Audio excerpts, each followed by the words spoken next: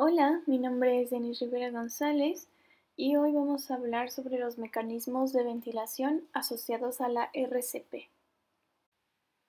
Primero vamos a empezar definiendo a la ventilación como sinónimo de la respiración. Esta se va a dividir en dos fases. En general, vamos a tener la inspiración, donde los músculos intercostales externos y el diafragma se contraen. Y el diafragma se aplana y la caja torácica se levanta.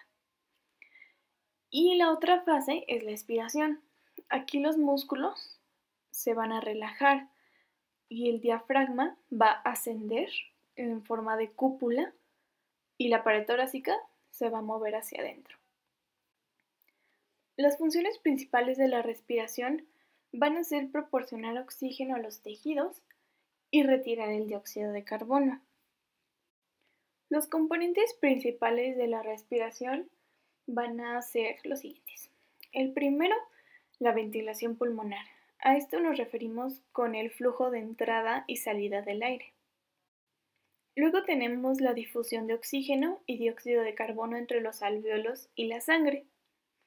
El tercero va a ser el transporte de oxígeno y dióxido de carbono entre la sangre y los líquidos corporales hacia los demás tejidos.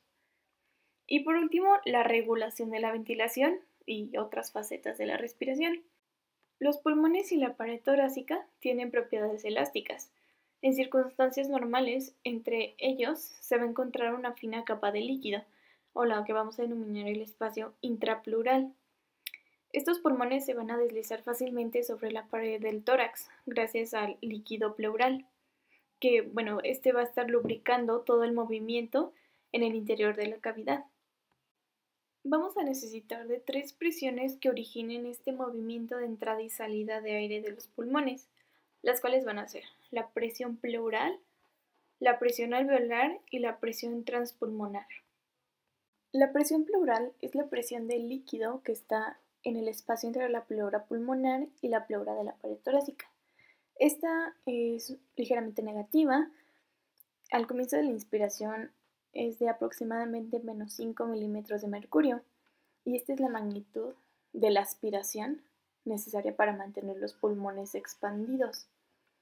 Y ya durante la inspiración normal, la expansión de la caja torácica genera una presión más negativa, de aproximadamente menos 7.5. La presión alveolar va a ser la presión del aire en el interior de los alvéolos pulmonares.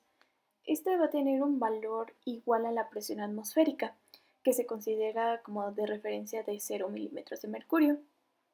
Para que se produzca la entrada de aire hacia los alvéolos durante la inspiración, la presión debe disminuir ligeramente inferior a la presión atmosférica, aproximadamente de menos 1 milímetro de mercurio.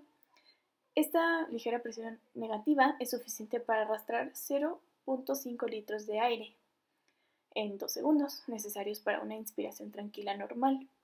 Y durante la expiración, la presión aumenta hasta aproximadamente 1 milímetro de mercurio y provoca la salida de 0.5 litros de aire durante 2 a 3 segundos de la expiración.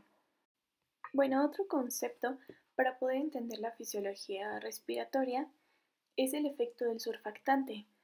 Este surfactante es un agente activo de superficie en agua. Esto significa que reduce la tensión superficial del agua. ¿Pero qué es la tensión superficial? Es la atracción que se produce en la superficie de un líquido. Lo que va a provocar es que disminuyan los alvéolos, pero gracias al surfactante que recubre la superficie alveolar, se disminuye esta tensión superficial porque reduce la atracción de las moléculas de agua. Hablando más de la ventilación alveolar, esta va a tener como función renovar continuamente el aire de las zonas donde se da el intercambio gaseoso. Es donde el aire está próximo a la sangre pulmonar. Estas zonas incluyen los alvéolos, sacos alveolares, conductos alveolares y bronquiolos respiratorios. Pero hay que saber que no todo el aire que respiramos llega a estas zonas de intercambio, sino que simplemente llena las vías aéreas en las que no se produce, como la nariz, la faringe y la tráquea. A este aire se le denomina aire del espacio muerto, ya que no es útil para el intercambio gaseoso. Y durante la expiración se expulsa primero el aire del espacio muerto antes que el procedente de los alvéolos. Ahora, ya hablando sobre el RCP, que significa reanimación cardiopulmonar, va a ser un procedimiento de emergencia que se realiza cuando el paciente ha dejado de respirar o su corazón ha dejado de palpitar.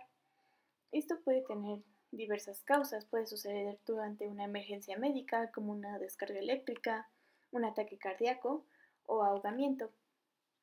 Y la función ventilatoria es un procedimiento que tiene como objetivo principal sustituir total o parcialmente la función ventilatoria. Existen dos indicaciones de ventilación mecánica. Una es durante la anestesia general y la otra durante la reanimación en pacientes críticos. Y bueno, ¿cómo se va a dar esta ventilación mecánica?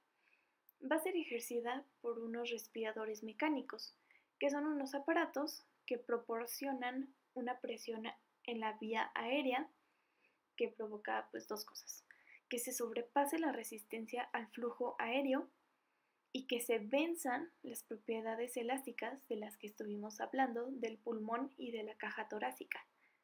De este modo ya se produce una insuflación pulmonar que permite la inspiración.